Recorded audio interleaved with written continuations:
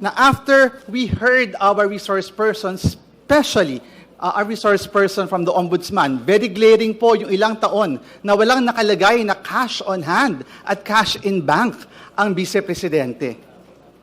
Kung walang sikreto si VP Sara, sana nag-sign na siya dati pa ng waiver. Kung wala siyang kinakatakutan, edi sana nilapag na niya ang totoong laman ng bank account niya.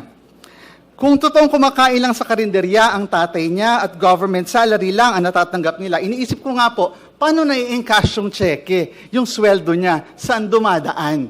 Kung wala siyang cash in bank at saka po wala siyang cash on hand. Pero that's for another conversation.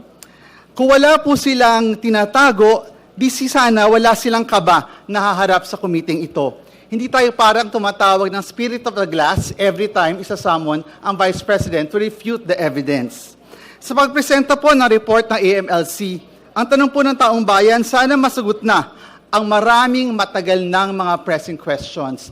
And I hope that the AMLC will be able to shed light on these very important issues. Dito pong nakaraang mga sessions, may mga baon akong Mary Grace Piatos. Pero ngayon po ang baon natin, yung maraming tanong ng taong bayan, at sana po masagot ito ng AMLAC.